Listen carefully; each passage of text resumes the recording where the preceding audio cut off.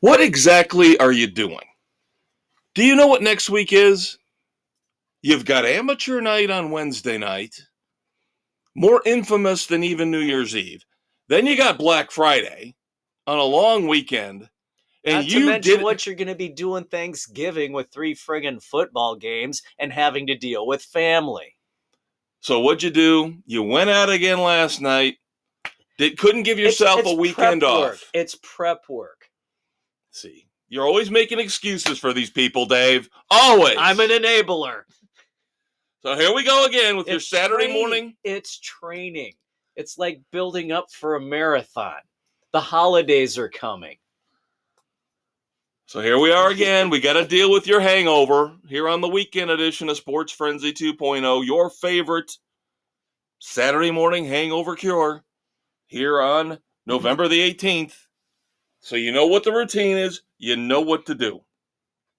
Aspirin, coffee, greasy breakfast foods, and then you listen to us for the next hour and a half. How's that sound? Life is good. All right, Dave, what do we always start off with here on the weekend edition? Music, because we're about the rock. Yes. And our feature album review this week is, of course, the final album. I would imagine the final album, unless they dig stuff out of the vault. Jimmy Buffett's Equal Strain on All Parts. 14 songs, so you're not getting shortchanged. No, not at all. Now, these aren't all originals. Some of them are songs by other artists. But I have to admit, for me, I had really never heard any of these songs before. So even the ones that he pilfered or poached from other writers from years back were new to me. So I enjoyed this album very much. There are some moments where you get to me the generic Jimmy Buffett. It's like, really, if you put a little more effort. But no, this is what you expect from Jimmy Buffett.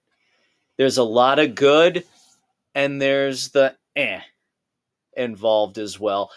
But you put it in the Buffett backyard rotation, and you can't go wrong still. Yeah. Yeah, and that's the thing. You take it for what it is, as Dave is saying. And I've learned over the years with Jimmy Buffett. Now, I'm not a parrot head. Seen him in concert twice. You know, very enjoyable atmosphere, of course. Legendary. Yeah. And he's fine, and I have fun with it, but I'm not a fanatic about it. And there's two things about Jimmy Buffett. The one thing is, I think he's a very underrated songwriter. At least, I don't think he gets enough credit. I know he gets credit. People now know he wrote Southern Cross, which was a big hit for Crosby, Stills, and Nash. Yeah. He's written songs for other people as well. And this album, I think the strength is the songwriting and the lyrics. I think the other side of this, the weakness that keeps him from ascending, kind of like you were saying, typical Jimmy Buffett album, some really high points and some mediocrity, is that, and I'm not trying to bash him, don't go nuts, parrot heads, okay? That's not what we're doing. I'm not. I respect him, I like him. But what kept him from elevating to he's not the greatest greatness. He's not the greatest performer per se. Now, I'm not talking about live, I'm talking about in the studio. Right. He doesn't have the greatest vocal range in the world, obviously. In fact, he's very limited. And all the songs kind of tend to sound the same with the kettle drums.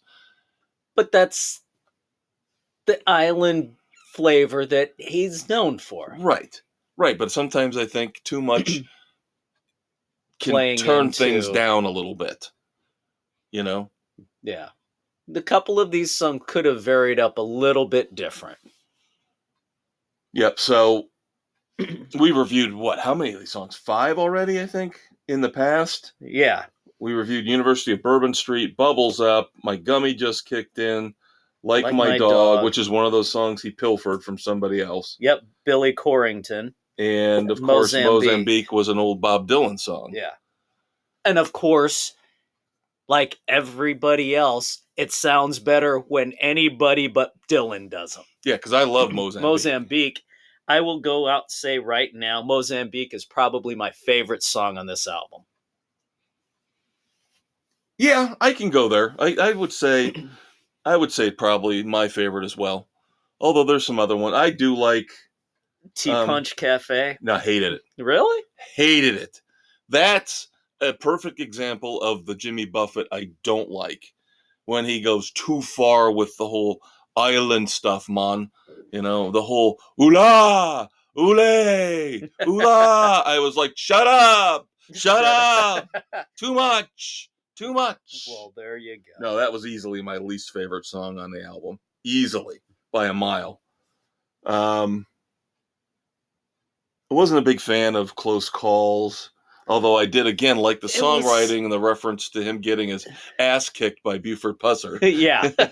there were some good lyrics in there, but musically it was I felt the same with Columbus. I liked the lyrics in there, but not the composition. Yes, I agree with that. I did think An Audience of One was fun. I enjoyed that one. Portugal, or PEI, is interesting just because he references Volcano, the song Volcano. Yeah. Everybody's asking me where I'm going to go when the volcanoes blow. Yeah. So that's I kind of dig that self-referential lyric twist there. Yeah. Equal strain in all parts, the title. This was that middling life song that he occasionally does. That's just I kind of liked it. I agree. It was. I probably liked it a little more than you. Probably. And again, we reviewed a lot of these songs, which for the most part we gave positive reviews for. I liked the leadoff track more than you, University of Bourbon Street. That's growing on me. The more you listen to it, the better it gets. And again, very strong lyrically. Yes, it is. I enjoyed Johnny's Rum, the ode to French singer Johnny Holiday. That was interesting. A fun little homage. It's interesting how he came in the 50s with everybody from Elvis to Buddy Holly and the references in there. Right. So that was kind of a fun little tune that I kind of got into. Yep. So, I mean, Nobody Works on Friday is fun. It's your typical kind of like An Audience of One. It's got a nice upbeat message to it. Of course, it's very simplistic, you know. Yep. Lazy beach bum lifestyle. Yep. And who's working on Friday? Yeah. And then let's spend a day on the water with fish porn. Fish porn could have been so much better. I thought it was just okay. But yeah, it had a little more potential left on the writing table. But still, it was decent. All right, so I think you said it best earlier when you said this is another Jimmy Buffett effort that you just put on the backyard stereo and just accept it and enjoy it for what it is. And so I'll give it a week 3, Frenzies. Yeah, that's right there. Solid 2.5 to week 3. Yeah, I mean, it's a very, very, very good Jimmy Buffett album for what that's worth. Right. There's songs in here that are definitely in the mix for your backyard summertime fun. You're never going to get an adventurous album from Jimmy Buffett. He's never going to give you something that you really go, wow, that makes you think, and that really is creative musically. It's the same old. And in a lot of ways, it's comforting and it's fine. So, again, not criticizing. I'm giving it week 3, Frenzies. That's pretty positive review. Yes, it is. It's enjoyable. I'll be more than happy to listen to it again. Majority of the songs are good to great. Yes. There we go. Moving on to the songs. Mick Mars comes out, Loyal to the Lie, off the upcoming album, The Other Side of Mars. Yeah, and this is, I believe, the very first solo release we've ever gotten from Mick Mars. I don't think he snuck anything in I when he can't was with Motley recall Crue. anything. You know, kind of like how Vince Neil went solo for a while, or Tommy Lee had his side stuff, and he had 6 a.m. And this has got a very interesting vibe, almost a 9 Inch Nails undertone to it, a little industrial in there. Yeah.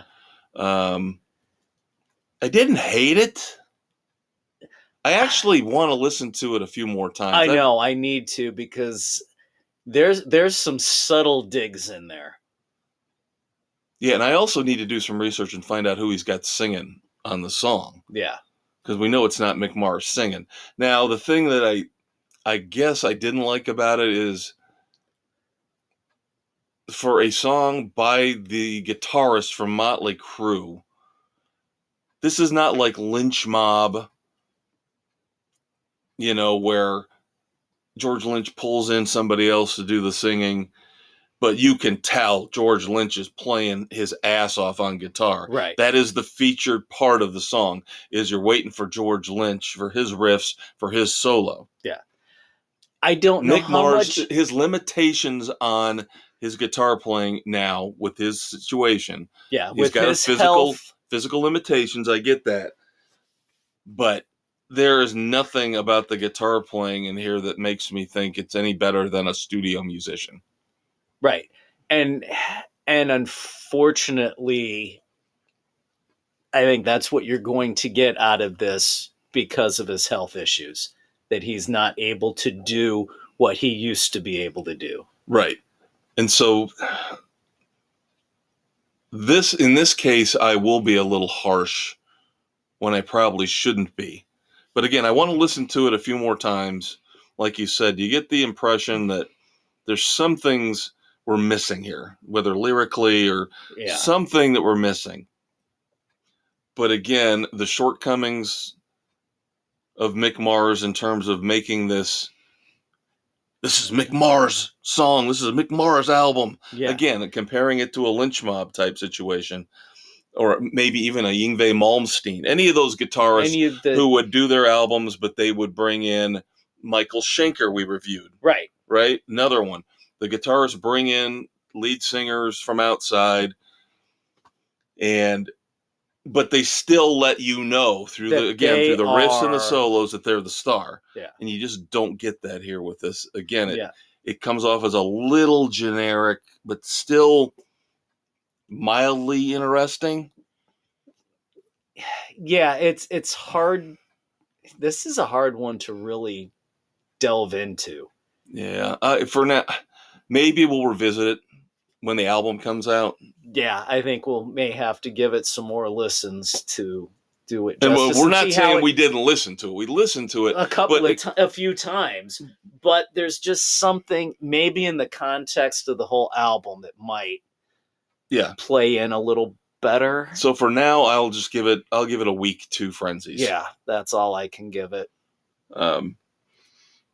You choose out of the next two. I'll go wherever you want to go. Let's go with Green Day. Look Ma, No Brains. Do we have to? Because this is going to be the same damn review I gave last week. It again with The American Dream is killing me. It's the exact. This might be just marginally better. It is slightly better. It kind of delves back more to their punk roots that they began with, but it's been there, done that. Absolutely agree. And again, there's nothing that stands out from these first two singles from Saviors that's making me think this is going to be a new classic from Green Day coming out next year. Yeah, I'm 2 songs in. I'm not holding out hope for a great album. No. It again sounds generic for them. Wrote.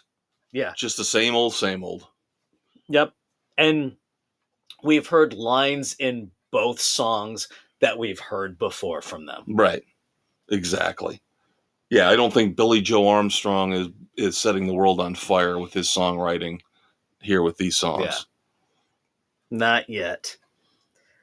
So then finally we get to what is being touted as maybe, possibly, the final Beatles song ever.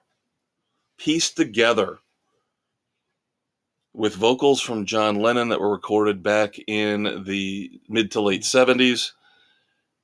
Guitar pieces brought in from George Harrison, and of course with Paul McCartney and Ringo Starr, the two surviving Beatles, Yep. chiming in with their efforts. You get Now and Then. I appreciated the fact that this sounded more like it stayed away from the psychedelic era Beatles. Yes, that was the one thing that I appreciated. This did sound like a later Let It Be era type song. Better than Let It Be. I hate Let It Be. Well, I was referring to the album, that whole era. I thought it was a really solid, good song. Again, it seems to be the theme here this week. Nothing it's not earth-shattering, spectacular, but it's nice, it's sweet, it's subtle. Yes, they do have to bring the obligatory strings in, which does kind of harken back a little bit to that psychedelic era of the Beatles.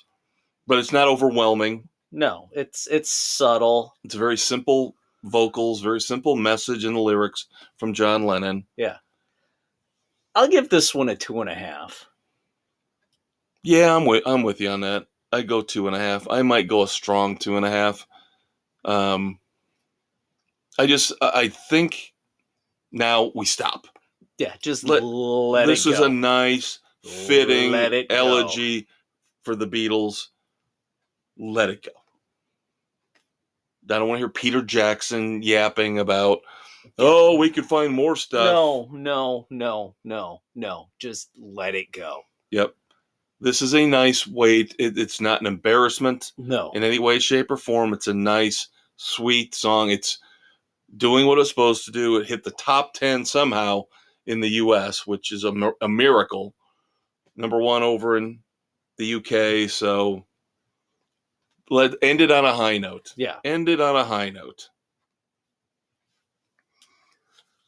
Now, of course, in the coming weeks, we will review, in terms of songs, another David Lee Roth song is out, High Fashion.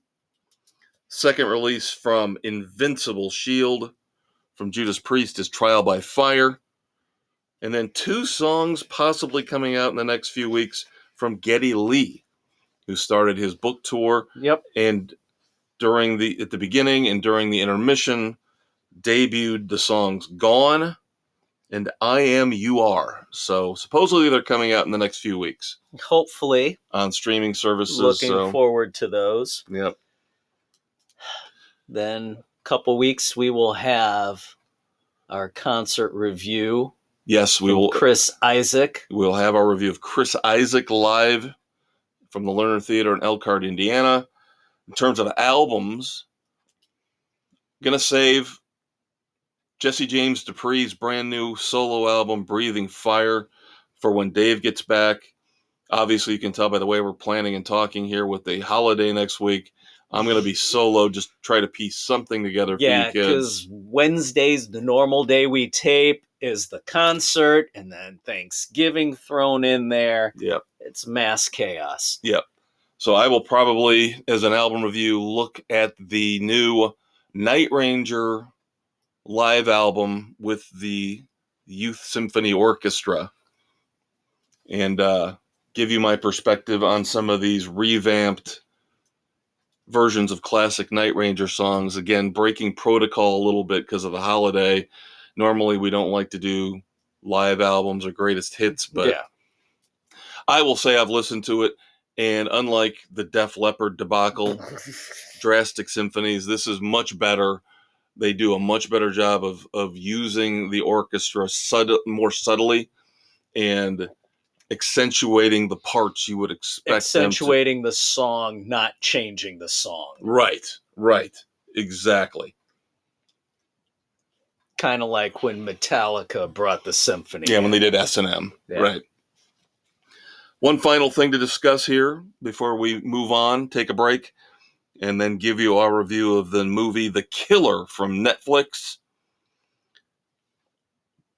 The Grammys aren't very smart, but I will give them a little bit of credit this year, and they seem to at least try a little harder to get some decent rock songs and artists and albums nominated. I mean, that's not saying much. It's not. Because you never know who's going to win. Right, it's all going to Taylor Swift, so what does it Well, matter? but she's not in the rock category. No, but they does don't it really that's matter? Why they have a separate rock category now, is because they don't even consider the Stones or the Foo Fighters for actual song of the year. Right. Now which it's is a rock travesty. song of the year, rock album of the year. Blah, blah, blah. So the Foo Fighters were nominated, I believe, 3 times. Stones nominated for Song of the Year, Rock Song of the Year. Sorry. Yeah. And then my band, Queens of the Stone Age, got a couple nods. One for the song Emotion Sickness. I think it was Emotion Sickness was the one that was nominated. And then one for the full album in Times New Roman. But later on in the podcast episode, we will backtrack a little bit on heaping praise on the Grammys. Gee, I think this could be coming into the very last segment of the episode. Oh, no, Dave. No, what are you talking about? But that'll do it for our music segment. As always, kicking off your Saturday morning hangover cure. Very, very interesting movie review coming up next. Dave has got a book review as well. Yep, I've got a second movie for you as well. Oh, he's springing that on me. I did not know he had 2 movies for me. But nonetheless, plenty of time to give you our full opinions and takes on all of this stuff, movies and books, after a quick promo break. The Conquistador and I will be right back. Hi, I'm Harrison Ford, and when I'm not listening to Sports Frenzy on Spotify, Google, Radio Public, Pocket Cast, Apple, Overcast, Castbox, Stitcher, Amazon, and Audible, I'm out promoting my latest movie, even though I'm in my 80s. Right now I'm working on my next Indiana Jones adventure. Indiana Jones and the Adult Diaper of Danger. So grab your Metamucil, your popcorn, and head out to the movies. Hey, did I hear Short Round won an Oscar? I don't have one of those. Son of a bitch. How did that happen?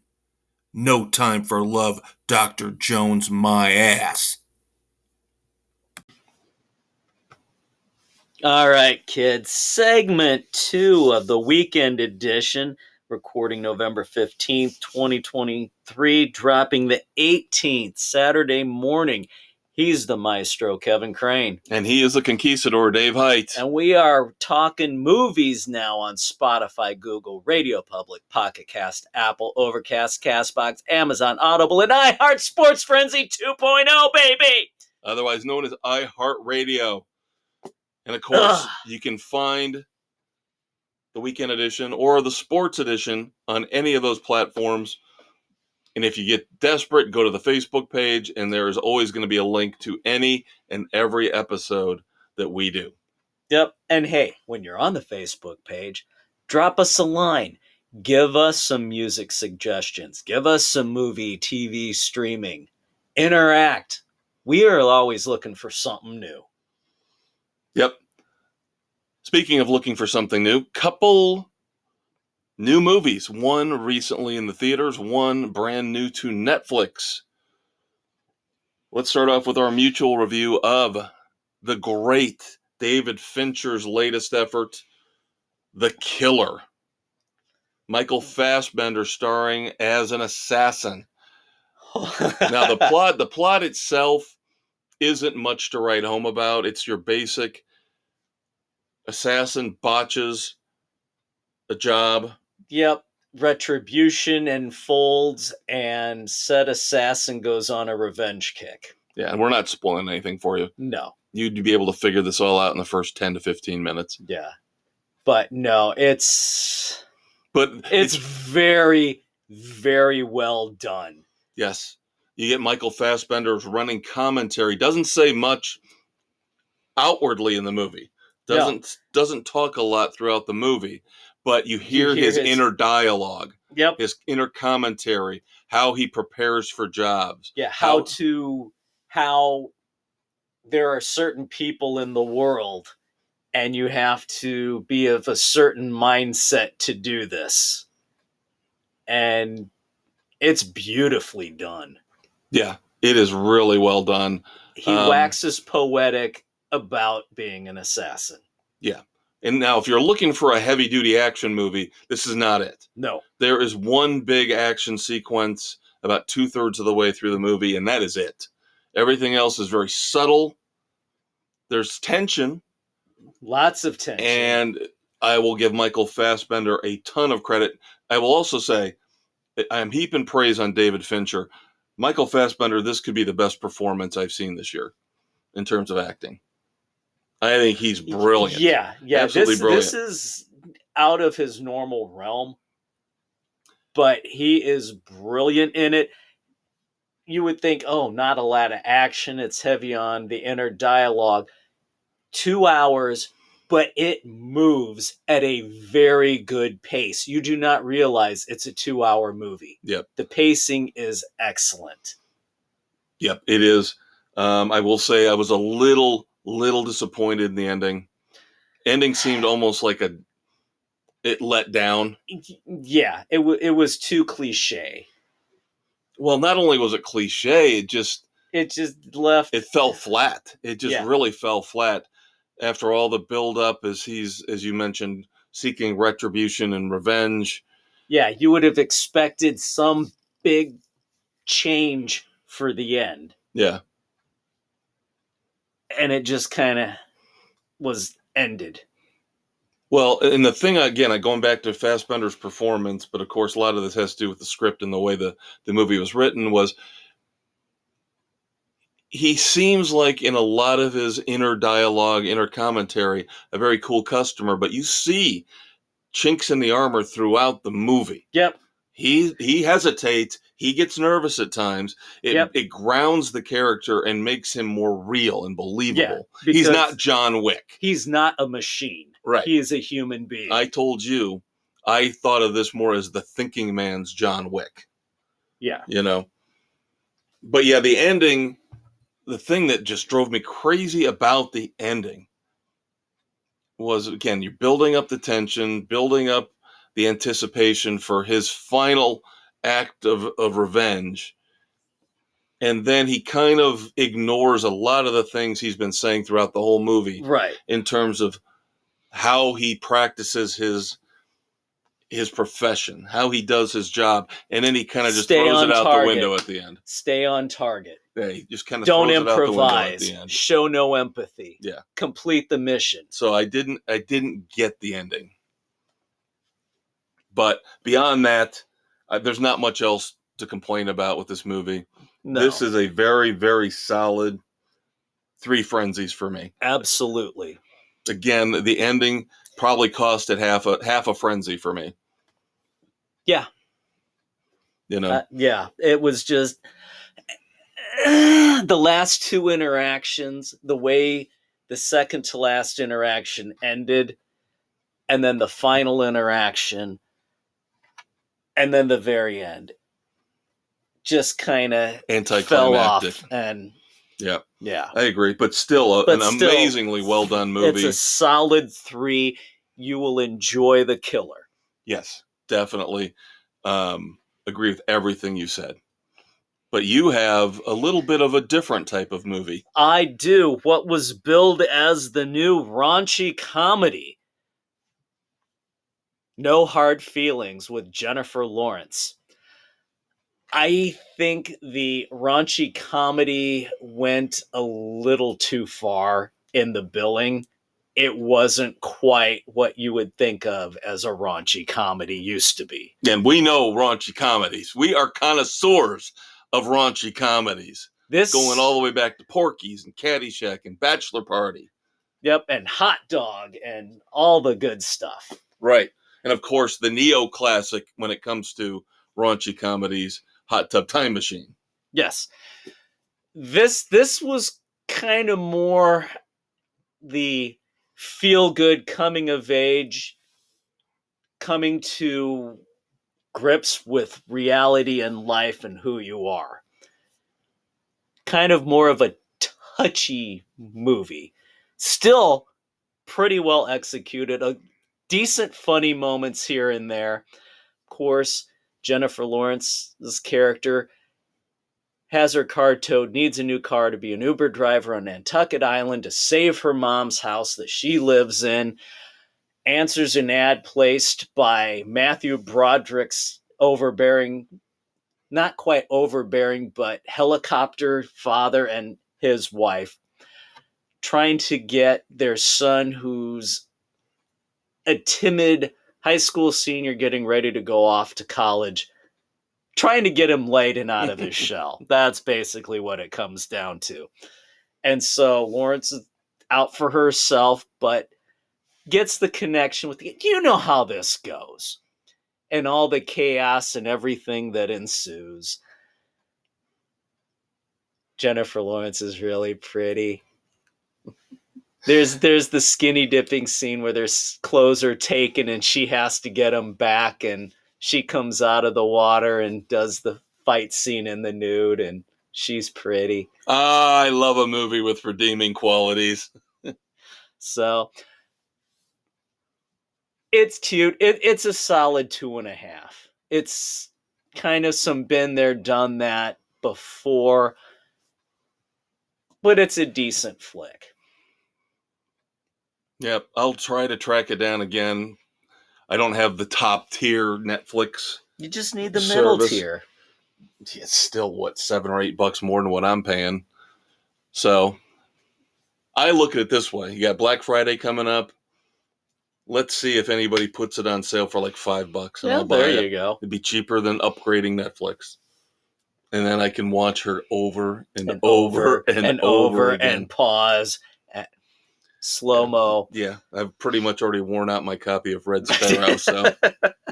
There you go. No, I definitely am looking forward to that one, so excellent to hear that it's definitely it's a decent worth your flick. time. Yeah, there's some good moments in there.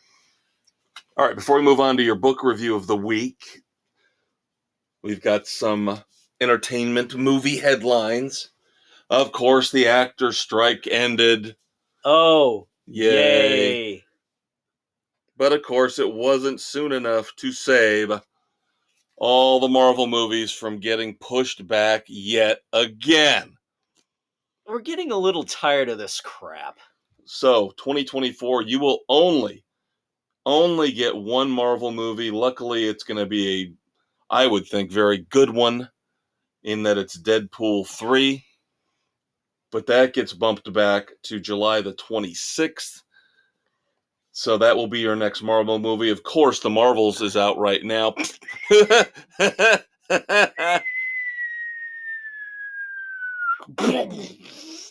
Yep. You can name off dozens of reasons why this movie has bombed. Dozens, from the initial marketing campaign with, as you said so eloquently, the Freaky Friday vibe to it.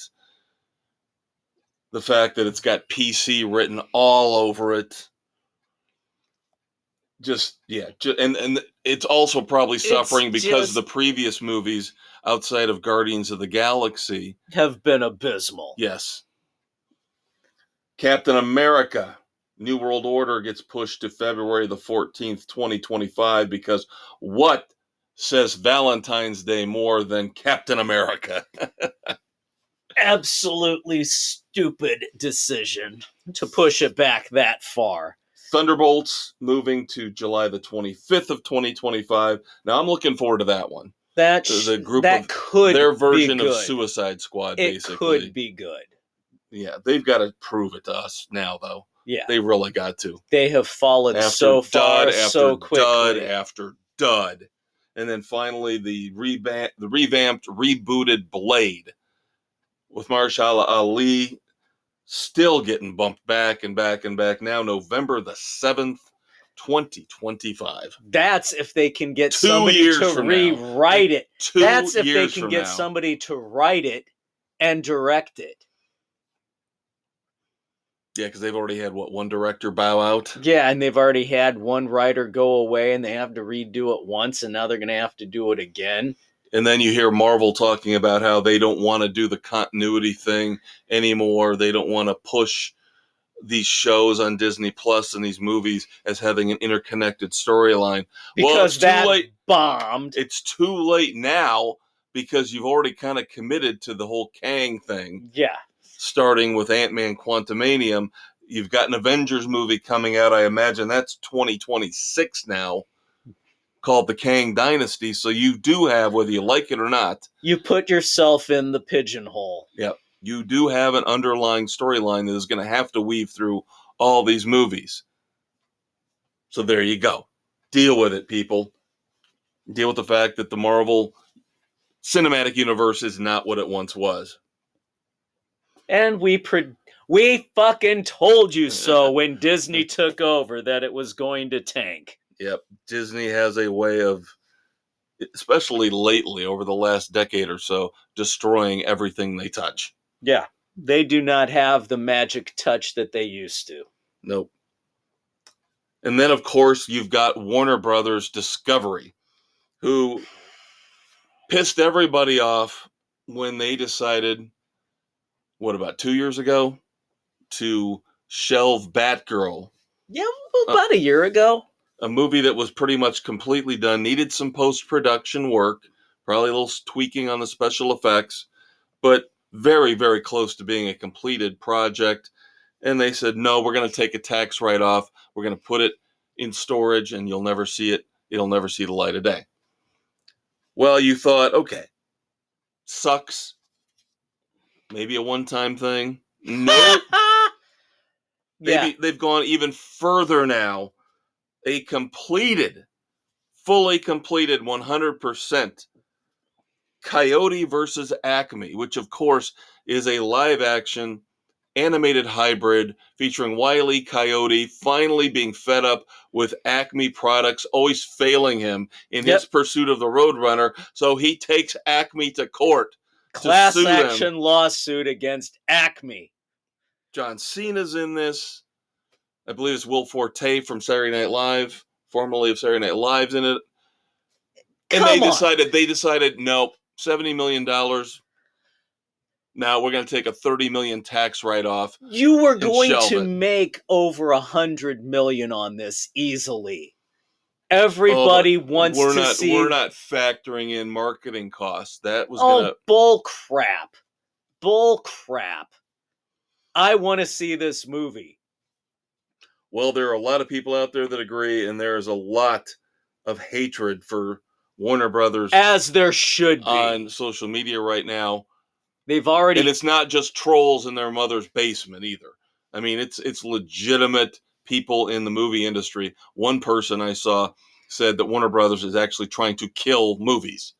Yeah, it's absolutely horrendous. If you have looked at Max lately, where it's almost all reality TV garbage, yeah, it sucks. You can kind of see that point of view. Yeah, it completely sucks. So hopefully now, because of the pressure, Warner has backtracked a little bit and said they're open to selling Coyote versus Acme to one of the other streamers. Well, let's hope somebody picks it up. I think it sounds very interesting. Very fun. Yeah. And I agree with you. This movie could have made $100 million easily. Easily. All right. I think it's time to get literary. Yep. This week's book review, going back a little bit, I'm still catching up on Steve Berry's Cotton Malone series. I'm kind of in the middle of this. This week is The Patriot Threat. What happens in the fallout when former Treasury Secretary of the State goes to President Roosevelt and says, by the way, I've got something that could cause you great disdain and misery. Here's a little treasure hunt for you. Find out what it is. Gee, what happened if the 16th Amendment calling for income tax was never actually ratified by the states?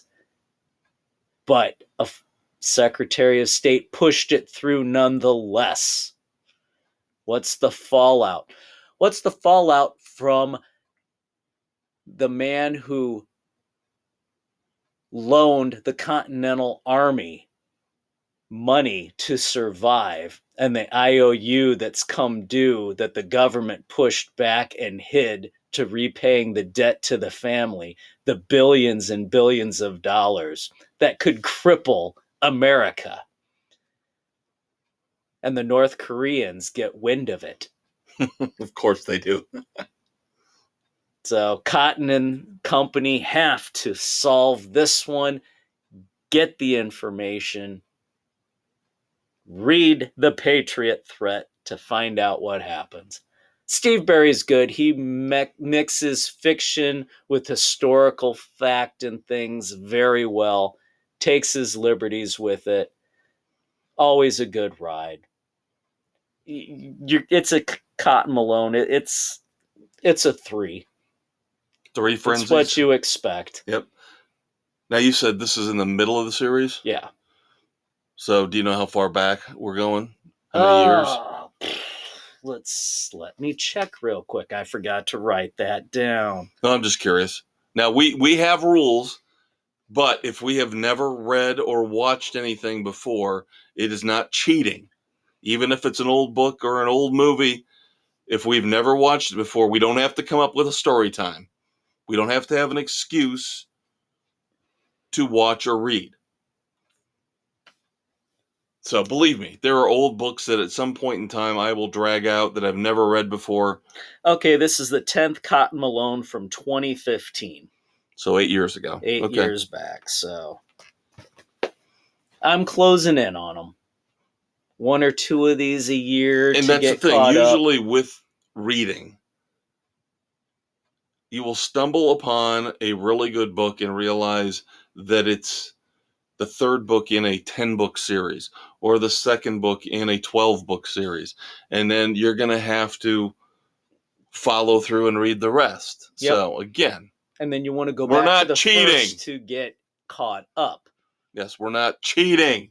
And you're always looking for something new, and that's what we're providing. I would literally like to meet the person who has started a series with book 1.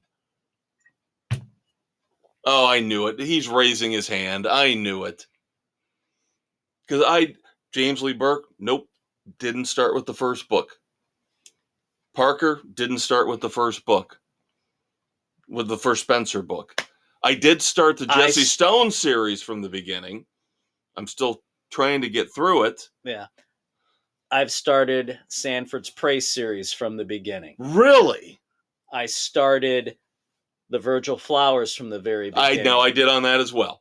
I did start Virgil Flowers from the beginning. And I started on Reacher from the very beginning. Nope. I jumped around in Reacher before I went back and started from the beginning. I did. I read a couple books out of sequence before I started that one.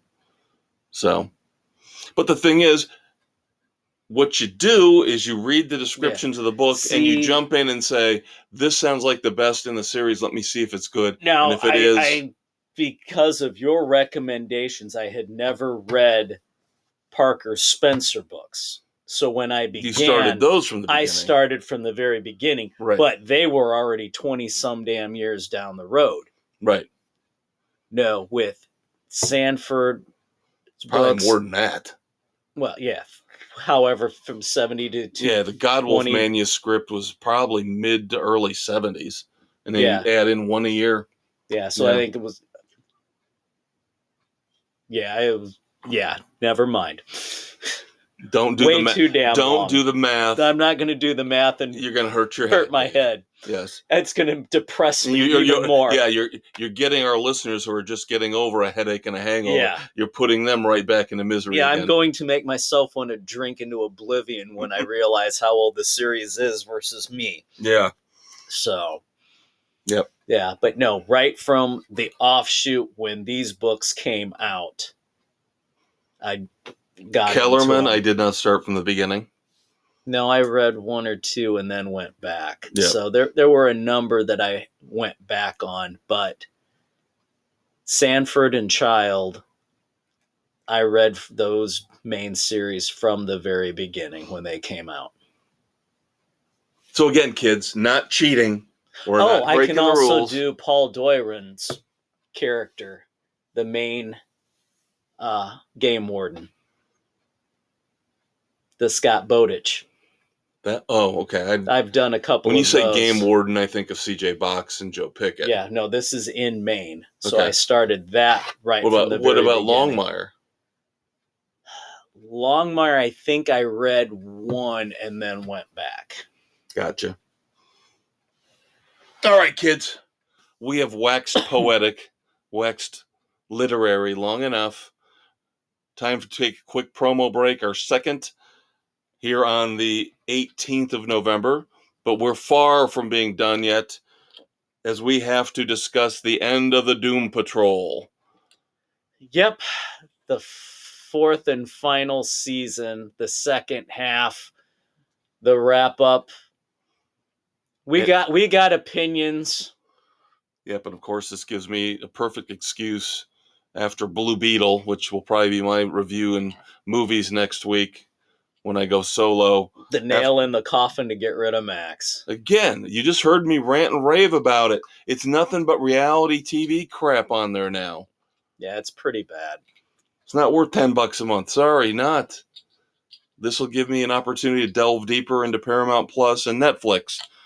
I'll get rid of Disney Plus, Hulu, and this idiocy called Max, and focus on the ones that actually have good shit, good content that I need to catch up on, like Black Mirror, like Fall of the House of Usher. God, so good. You know, I told you I got to finish season 2 of Joe Pickett. I got to finish season 2 of Star Trek Strange New Worlds. I mean, I got a lot I can watch just on those two platforms. Yeah. I don't need the other garbage, so. But enough about me and my streaming woes. Promo break, Dave and I back, Doom Patrol, dumbasses, moments of silence. How's that for being succinct and to the point? In the fortress of solitary justice, two brave men hold the fate of the sports world in their hands, with the utterance of a single word: frenzy! These seemingly ordinary men become the maestro and the conquistador, destined to save the world from stupidity on Spotify, Anchor, Google, Apple, and all noble podcast hosts everywhere. Dave and Kev stand for truth, justice, and the frenzy way. We're nearing the end for this episode of the weekend edition of Sports Frenzy 2.0, and we have reached the end for the Doom Patrol. 4 seasons on HBO Max, kind of alongside Titans, as both went four seasons. Both had to deal with ridiculous split final seasons. Absolutely ridiculous. So the quirky, bizarre, rude, crude, but very, very creative and very interesting Doom Patrol comes to an end. In the last half of season 4, which was really subpar until you got to the end. Yeah, we had that musical episode that was just abhorrent beyond belief. And then the storylines just weren't good. No, it was a lot of touchy-feely talking about emotions, almost, psychological analysis of the characters. Yeah, it's the final thing, but we did not need to go that deep into everybody. Yeah. Now, I will say this. Not every member of the Doom Patrol is going to make it. Nope. So don't expect that. That I actually kind of liked that they didn't end everything on a positive. Right. They were fitting ends to the Doom Patrol. The very final moment of the final episode was great. Yeah. Very, like you said, very fitting, very, very touching. Not necessarily sad, maybe bittersweet. Bittersweet would be a good way to put it. Because whatever the outcome for the characters, they found peace within themselves. Can I ask you something, though? And why did we have to go that way with Jane? Yeah, I was going to say, why is everybody in Doom Patrol end up having to be gay? It just seems like between going back all the way to the whole storyline with Danny the Street. Yeah, and all that, and then now here we get, like you alluded to, we're getting more characters now turning gay, and I'm not. It's just too much. Again, it's pushing an agenda, and it's not reflective of society as a whole. Not. It's too much of the we care, we understand. No, you don't. You try, but you're pushing it too much. I think that's the thing. It's too much. It's too much. I was fine with Matt Bomer, of course, in real life. He's gay. Yeah, playing negative man, and that's was fine. But why do you all of a sudden got to change everybody or bring in again the Danny the Street storyline with all the drag queens and all that crap? And I think it was just a little too much in the end for me. Yeah, I think you mentioned the straw that broke the camel's back. The straw that broke the maestro's back was what they did with Jane. Yep. Yes. Now, they might have been able to win me back if we'd seen some, touchy, feely, naked, rubby. If we'd seen that, I might have forgiven them. But that's not what you get from Doom Patrol. No, and it's a shame because overall the series, again, was very different. Yeah. In a good way. In a good way. Except for most of part 2 of season 4. Yes. Until you got to the final 2 episodes. Yes. Yeah, the whole thing with Immortus was very hit and miss. Yeah, and it was not well done. But overall, I guess we got to look at this 2 ways. Overall and season 4. So season 4 was obviously the weakest of the 4 seasons. Yeah, because it ended sooner than they wanted it to end. Whereas Titans was able to pull together a solid, cohesive wrap-up. They were not able to pull that off with Doom Patrol. So overall, again, I have to factor in season 4. Boy, it's really hard for me not to give Doom Patrol overall a weak 3.5 just because of the creativity throughout. Right. The characters were always intriguing, funny, interesting, relatable in many ways. Yeah, especially they Cliff. Were people. Yes. But season 4 did drag it down a little bit. Yeah, season 4 I would give 2.5. 2.5 most. Yeah, 2.5 frenzies. It was just weak. It was especially like you said, weak. The second half was very weak. Second half of season 4. Yeah. But again, I'm still going to give it a weak 3.5 overall, just because again, it was It's something different. different than the garbage that we get normally in this day and age, and terrible reality TV dominated streaming services and network channels. Yeah. Yeah, it was aptly named Doom Patrol because they were all doomed in their personal lives.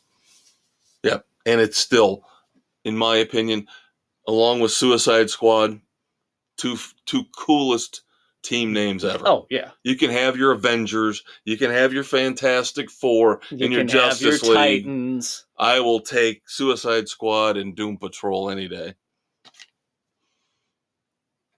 All right, little bit of news in the TV and streaming world. Netflix has announced for 2024 a few shows that pique my interest. Now, I'm not a big anime person. Now, years and years ago, they had a anime series based on Supernatural, which I still at some point would like to check out. Yeah, that's one that's on the back burner that you just can't get to. Yep. Well, 2024, we will see an anime version of The Terminator. That might be interesting. We have also got a sword and sorcery fantasy movie coming out called Damsel, featuring Millie Bobby Brown fighting dragons with swords and her wits. Could be intriguing. But the best news, as we were just talking about Doom Patrol, and we've talked about the fact that Warner Brothers sucks, doesn't want to put anything original and creative and new out in terms of movies or TV shows. So if you'll remember, Dave, a while back we talked about, before the changeover at Warner Brothers Discovery, we were going to get a spin-off from Doom Patrol, the Dead Boy Detectives. Oh, yes. Yeah. Well, the good news is the Dead Boy Detectives have now landed at Netflix. Nice. So we will get... Excellent. Of course, they're now hyping it as a spin-off of The Sandman because they have that series. So basically, the Dead Boy Detectives are tied into both of these DC properties. So now I have to go watch The Sandman. Yeah, again, reason I'll keep Netflix is there's a lot of stuff out there like that I haven't watched, like The Sandman, that I wouldn't mind checking out. So, again, Netflix gives me hope in the streaming world. Yes. As opposed to Max. They can just go to dying. hell. Just go to hell. I hate to say that right before moments of silence. Yeah, so let's do something positive. Let's do something. I have a Clint Eastwood badass. Okay, do tell. You might not agree with me on this. It's been known to happen. But I have a wicked, ridiculous fear of heights. I can't stand flying in airplanes. I don't like getting on ladders. You don't like roller coasters. I used to like roller coasters. To me, they're safe. You're not that far off the ground. So you never climb trees? No! Are you kidding me? No. Never. I would be the one that would get stuck up there hugging a limb going, please get me down, please get me down, please get me down. You never stood and walked across the top of the monkey bars? Absolutely not. No. God, how did you survive childhood? By staying on the ground, 2 feet on the ground.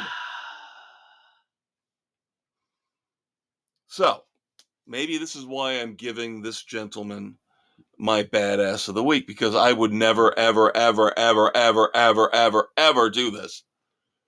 And I know there were safety harnesses involved and bungee cords. But of course, actor and rock star Jared Leto, to promote the tour and I believe a new album for his band. What is it, 5 Seconds to Mars or something like that? Yeah. Not my cup of tea, but did a little promotional stunt where he scaled part of the Empire State Building. He actually climbed from floor 86 to floor 104.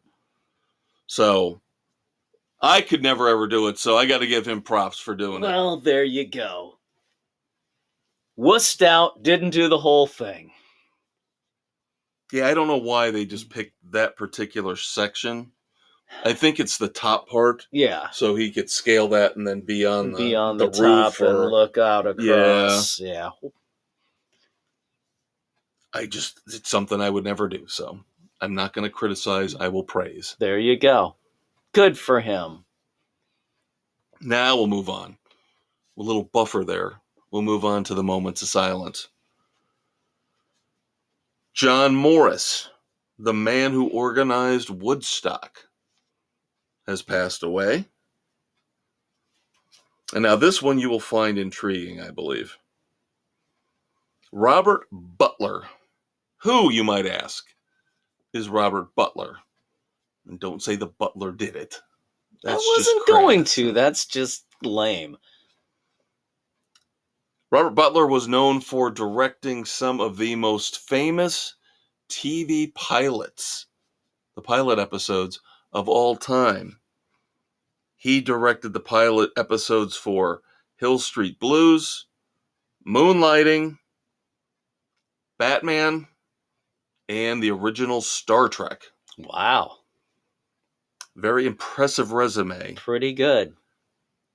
For one, Robert Butler. All right, again, not enough to play dumbass or not. But worthy of discussion. I hate these weeks where people actually act halfway sane and normal. Yeah, I know. It's not a lot of fun. No. But there's always going to be one or two who does something stupid. Remember we were talking in segment 1 about the Grammys and I was actually being kind of nice to them? And then they went and did something stupid. Yes, because we talked about Best Rock Song.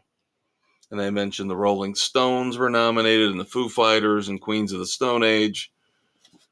You know who else is nominated for Best Rock Song, Dave? Dolly Parton? Oh my God, that would have been something.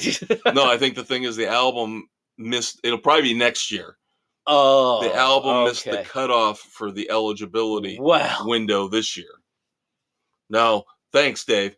Thanks for putting that idea in their head. Any of you goddamn Grammy listeners listening, don't do it. Shut up. Don't do it. It's not real rock. No Grammy voting for Dolly Parton in the rock category next year. No. Olivia Rodrigo. Why? This is the question. This is what makes this a dumbass move.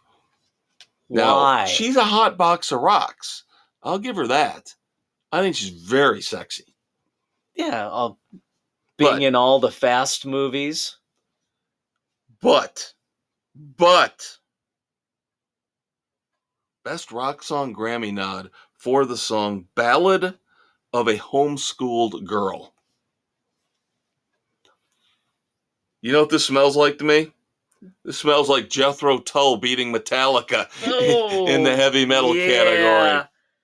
Yeah. When we first learned how stupid the people who vote for the Grammys are. Actually are, yes. Then finally, let's end this weekend edition with some shit. Literal shit. Oh, God. Reports pouring in on social media from employees, guests, about the now fairly common and annoying habit, because of the lines being so long at Disney parks, that guests reportedly are taking dumps off to the side while waiting in line. Yeah, that's just classless and crass. And you should frickin' be embarrassed and ashamed of yourselves. There's no excuse for that.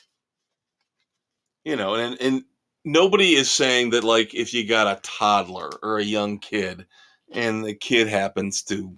Yeah, no, these are adults who should know better. Yes, there are stories out there Again, anonymous Disney cast members talking about certain areas, especially they said one area in a Star Wars ride. Yeah, the hallway of. Yeah. Yeah. Yeah, they said there's a specific hallway where they think they can get away with, taking a dump. And when people try to say, no, it's probably just a kid. No, these are adult-sized turds. There is no excuse for this. It's the world we live in, Dave. It is the world we live in. People are rude, crude, selfish, and crass. And now we know what they do at Disney. The downfall of the world, the downfall of mankind. Now we know what they do at Disney with their ass. Rude, crude, crass. Taking a dump at Disney out of their ass. For shame, for shame. All right, kids, that'll do it for this week's Weekend Edition. We hope you enjoyed it. Sorry to end on such a crappy note. As we mentioned, next week, because of the holiday, it's going to be kind of tricky. It's going to be a solo show with me, covering as many bases and movies and books and TV shows as I can, but leaving the good stuff for Dave and I for a couple weeks from now as we get back on track to a normal schedule. Of course, we appreciate you listening each and every week. Tell your friends, tell your neighbors. We thank you for your dedication. Reach out on Facebook. Give us some suggestions. Please make this interactive. We'll even credit you. Yeah, we got no problems doing that. No problems at all. I don't think we can get in trouble for that. No. We get in trouble for playing real music. We found that out. We found that out the hard way. Yeah. But, as Dave said so eloquently, thank you so much each and every week for not only listening to the Weekend Edition, but hopefully you're diverse in your interests and you listen to the Sports Edition as well, which of course drops every Thursday morning. The same platforms where you can hear the Weekend Edition. So, your Uncle Dave will see you in a couple weeks. I will talk to you next week. Until then, peace out. And I think I'll tack on at the end our wonderful rendition of Happy Trails. So take care, kids. Oh, one thing we forgot. We got to bring up here while we got time. We alluded to it in the Sports Edition. The 2024 concert season has begun. That's right. We got our first tickets for 2024. Sammy, that's what made me think of it. Van Halen. Yes. Thinking of Van Halen's Happy Trails. Sammy Hagar. Not the Circle. Nope. Most of Chickenfoot with Mr. Bonham. Yep. Joe Satriani back in the fold. Learning his Van Halen. Because this is the Best of All Worlds tour, which will feature roughly 75% of the set list. Old Van Halen. Yep. Looking forward to that in August. Also, we are getting ready to pull the trigger on tickets for Judas Priest on their upcoming tour to support the new album. Yep. Invincible Shield. Of course, revisiting the support act that we saw the first time we checked out the Priest years back, Sabaton. So looking forward to that and whatever else comes our way. And thank God Sammy Hagar has some decency to have reasonably priced tickets. Yeah. As opposed to Hootie and the Blowfish. Good God. And a lot of these other acts and bands just pricing themselves right out. Yeah, same seats that we got Sammy, reasonable. Hootie wanted twice as much for. Yeah, yep, that's true. Pretty much almost twice as much. Ridiculous. Yep. So, Sammy Hagar has always been a shrewd businessman. Yes, he is. He knows what he's doing. Now, there were some other seats, I guess we're never going to be able to sit center stage ever again. No. For anybody. But no, it's insane, the cost of ticket prices. Mrs. C was looking to try and go see New Kids on the Block. Lawn seats for that lawn were $85. Ridiculous. Yep. The cost of concerts. Yep. They're trying to price everybody except the 1%ers out. They want to blame the bots. They want to blame the scalpers, the ticket brokers. No. Blame greed. Blame Live Nation and Ticketmaster. Yeah, the fees they charge are outrageous. Because even the fees that they charge the acts to come in are insane. Even though they are now doing the all-in pricing, it's still crap. We looked at it after we bought the tickets for Sammy Hagar, and we paid just under $70 per ticket. But when you cash out, when you confirm your purchase and you get your final confirmation screen, the ticket's originally $49.50. Yeah. So do the math, kids. Almost $20 in taxes and fees. Par for the course with Ticketmaster and Live Nation. They screw you over, and they don't even send you real tickets anymore. Nope, still doing the digital ticket garbage. So, again, we will have one final concert review for you in a couple weeks. The great Chris Isaak. After that, probably going to have to wait until that Judas Priest show. In May. Yep. Don't know if anything else will pop, but... that's reasonably priced that we can afford. Yeah. But you guys, take a look out there. A lot of concerts getting booked. I've seen Greta Van Fleet, Bryan Adams on a big U.S. tour right now with, believe it or not, the Eurythmics opening for him. Of course, with Annie Lennox is no longer doing it. Yeah, that is an odd opener for Bryan Adams. Yep. If country music's your thing, I know Kenny Chesney's out there. We got the Green Day tour with Smashing Pumpkins. So this is about the time. This is about the time when they start setting everything up for 2024. The return of the Sharp Dress Simple Man tour has been announced. Now, the one thing that I didn't get to see it last year, of course, I bowed out. You guys saw it. The fact that the Outlaws are opening is very intriguing to me. Always liked the Outlaws. Yeah. But be that what it will be. We're not doing the lawn passes again. I'm not going to put myself physically through that ever again. So it was a good deal, but it was a challenge. Very well put. All right, everybody. Happy trails coming. Say goodbye, Dave. Goodbye, Dave. Bum-ba-dee-da, bum-ba-dee-da, bum-ba-dee-da. Happy trails to you until we meet again. Happy trails to you. Keep smiling until then. Who cares about the clouds when we're together? Just sing a song and think about sunny weather.